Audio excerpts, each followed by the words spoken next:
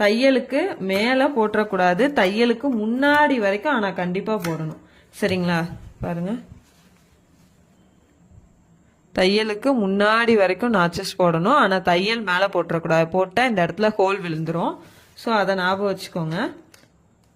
இன்னொன்று, நம்ம 0.25 வச்சுருந்தோன்னா இந்த இடத்துல கட் பண்ண வேண்டிய அவசியம் இருக்காது. ஆனால் 0.5 வந்து நம்ம வைக்கிறனால இந்த இடத்துல கொஞ்சம் நம்ம கட் பண்ணால் தான் இந்த இடத்துல ஃபினிஷிங் வந்து நம்ம பண்ண முடியும். இதே நீங்கள் கட் பண்ணிட்டு கூட நாச்சஸ் வந்து போட்டுக்கலாம், பிரச்சனை இல்லை.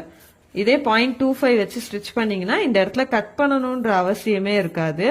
அதனால இந்த இடத்த இது பண்ணிக்கோங்க, பார்த்து கட் பண்ணுங்க. ஏன்னா இதில் நிறைய வாட்டி நானே மிஸ்டேக் பண்ணியிருக்கேன். எனக்கு இது வராது, நான் எங்கள் அம்மாட்ட தான் கொடுத்து இதை மட்டும் கட் பண்ணி கொடுங்கன்னு சொல்லுவேன். இப்போவுமே அவங்க இருந்தால் அவங்கள தான் கட் பண்ண சொல்லுவேன். அவங்க திட்டுவாங்க, இவ்வளோ ஸ்டிச் பண்ணுற இதை கட் பண்ண தெரிலையாம்பாங்க. இருந்தாலும் அவங்களையும் கொஞ்சம் வேலை வாங்கினாதான் எனக்கு பிடிக்கும்.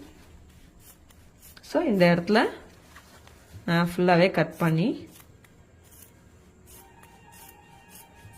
எடுத்துருவேன். ஃபுல்லாக எடுக்கணும். ஸோ கொஞ்சம் பொறுமையாக கட் பண்ணி எடுங்க. இன்ட்ரெஸ்டிங்காக இருக்கா, போரிங்காக இருக்கா, ரொம்ப பேசுகிறேனா, நிறையா பாயிண்ட் சொல்கிறேனா என்னன்னே எனக்கு தெரியலை. ஸோ நல்லா இருக்கு, புரியுது, சூப்பராக இருக்குன்னு சொல்கிறீங்க. நீங்கள் கொடுக்குற கமெண்ட்ஸ்னால தான் எனக்கு இன்னுமே வீடியோஸ் வந்து போடணும்னு ஒரு ஆர்வம் வரும். ஸோ கண்டிப்பாக கமெண்ட் பண்ணுங்கள். அதுக்காண்டியே கிளாஸ் ஸ்கிப் பண்ணுறீங்களா என்னன்னு கூட எனக்கு தெரியாது. அதனால தான் நான் கொஸ்டின்ஸ் வந்து கேட்குறேன். ஓகே, நான் இப்போ எட்ஜஸ் வரைக்கும் நான் கட் பண்ணி இவ்வளோத்தையும் எடுத்துட்றேன்.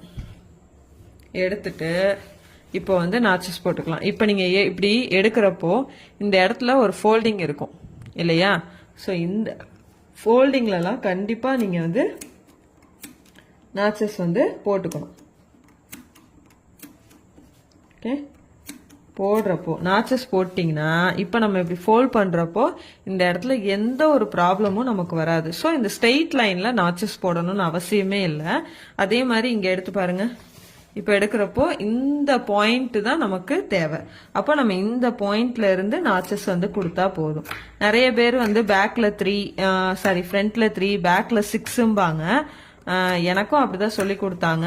அதுக்கப்புறம் தான் எனக்கு தெரியும் இந்த கர்வ் லைன்ல நம்ம நாச்சஸ் போடல அப்படின்னா அது வந்து டேர்ன் பண்றப்போ அந்த ஷேப் வந்து எக்ஸாக்டா நமக்கு வந்து கொடுக்காது. நம்ம என்ன ஷேப் எடுக்கணும்னு நினைக்கிறோமோ அது வந்து கொடுக்காது. அப்படி இல்லை அப்படின்னு நினைச்சிங்கன்னா ஸ்ட்ரெயிட்டாக அயன் பண்ணிடுங்க.